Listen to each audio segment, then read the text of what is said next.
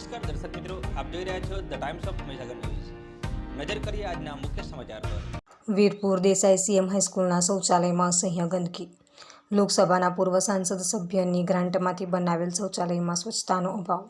મહીસાગર જિલ્લાના વીરપુરમાં આવેલ Desai CM high school ચોકમાં પૂર્વ સંસદ સભ્ય દ્વારા 1,50,000ની માતબર રકમ શૌચાલય માટે ફાળવવામાં આવી છે, ત્યારે આ શૌચાલયમાં અસહ્ય ગંદકીનું સામ્રાજ્ય જોવા મળે છે।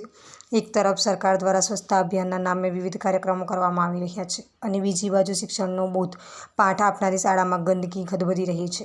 આ દેસાઈ સીએમ હાઈસ્કૂલમાં આ પ્રકારની ગંદકી જોઈ અનેક લોકોના મનમાં સવાલ પેદા થવા પામ્યું છે કે શું આ પ્રકારનું શિક્ષણ દેસાઈ સીએમ હાઈસ્કૂલમાં બાળકોને આપવામાં આવતું હશે? તેવા અનેક સવાલો ઊભા થવા પામ્યા છે।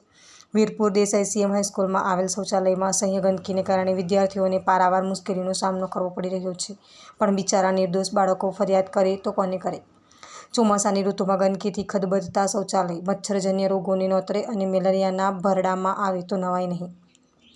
આચાર્ય ડી.એચ. પટેલ 4 દિવસ પહેલાં સફાઈ કરાવી છે અને સફાઈવાળાને કહેલ છે, પરંતુ સફાઈવાળો આવતો નથી અને હવે પહેલાં જેવું નથી। હવે તો 4 દિવસે સફાઈ કરાવવામાં આવે છે। ચોમાસા અને સંખ્યાને કારણે સામાન્ય અવગડતા રહે છે, પણ કરાવી દેવામાં આવશે। વિસ્તારના પડેપણના સમાચાર જોવા માટે અમારી channel the times of Mahisagar ન્યૂઝને લાઇક, શેર અને સબસ્ક્રાઇબ કરો।